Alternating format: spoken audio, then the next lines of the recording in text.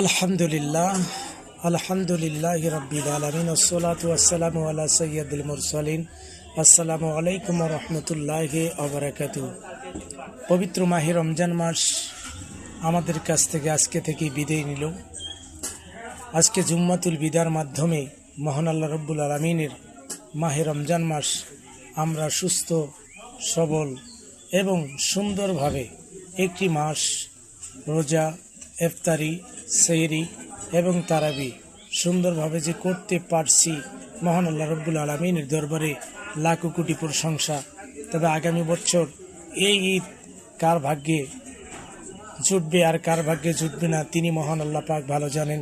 তবে আল্লাহ পাকের কাছে কামনা করব যে রব্বুল আলামিন আমাদের জীবনের সমস্ত ত্রুটি তুমি মাহে রমজানে আমাদেরকে মাফ করে দিও।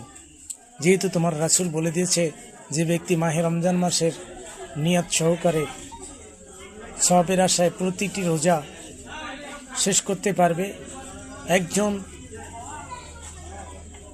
সদ্য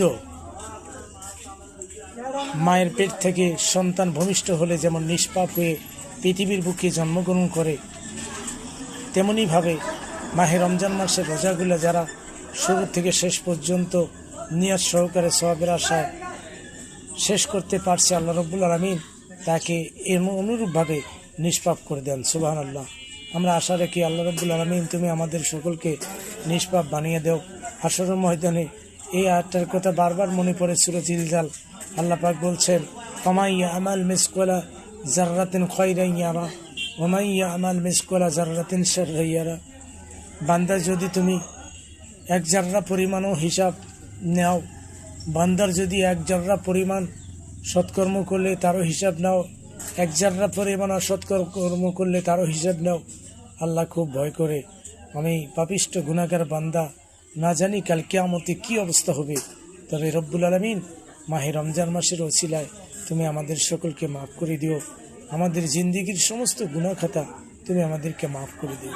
সেই সাথে সকল ভাই বোনদেরকে উদ্দেশ্য করে বলে, আগামীকাল শাওয়াল মাসের প্রথম দিনে আমাদের জন্য আল্লাহ রাসূল বলছেন প্রত্যেক উম্মতের জন্য আল্লাহ পাক দুইটা খুশির দিন দিয়েছেন। তিনি বলছেন আমার উম্মতের জন্যেও তেমনই দুইটা খুশির দিন, একটি হচ্ছে ঈদুল ফিতর আর একটি হচ্ছে ঈদুল আজহা। তা আগামীকাল আমাদের জন্য ঈদুল ফিতরের দিন। এই ঈদুল ফিতরের দিনে বিশ্বনবী সাল্লাল্লাহু আলাইহি ওয়াসাল্লাম বলছেন আমার উম্মতের জন্য 6টি কাজ করা সুন্নত।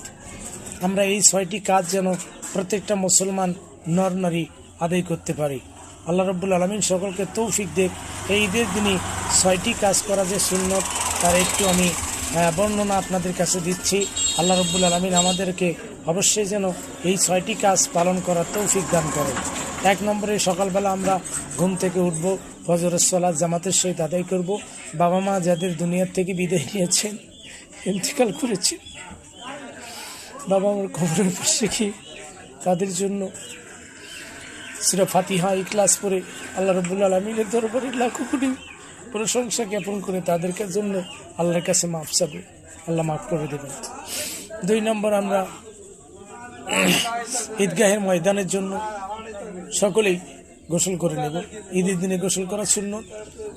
এরপরে 3 নম্বর আমরা গোসল করে যথাসাধ্য যার যেরকম সাধ্য আছে এরকমভাবে আমরা সাধ্য মোতাবেক সুন্দর পরিপাটি পোশাক পরিধান করব, আতর, গোলাপ জল, সুরমা গায়ে লাগাবো, চোখে লাগাবো, সুগন্ধি দ্রব্য ব্যবহার করব এবং মাঠে যাওয়ার পূর্বে মিষ্টি জাতীয় কিছু আমরা খাবো। মাঠে যাওয়ার সময় আমরা অবশ্যই তালবিলে পাঠ করব, আল্লাহু আকবার আল্লাহু আকবার আল্লাহু আকবার আল্লাহু আকবার লা ইলাহা ইল্লাল্লাহু আল্লাহু আকবার আল্লাহু আকবার ওয়া লিল্লাহিল হামদ।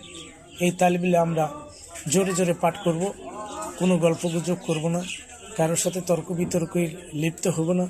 আমরা যাওয়ার সময় এই তালবিলে পড়তে থাকব। এক রাস্তা দিয়ে যাব আমরা, আর এক রাস্তা দিয়ে চলে আসবো ইনশাল্লাহ। মাঠে গিয়ে যেখানে জায়গা পাবো সেখানে বসে পড়ব, কোনো মুসল্লিকে কষ্ট দিব না, কারো মনে আঘাত দিব না।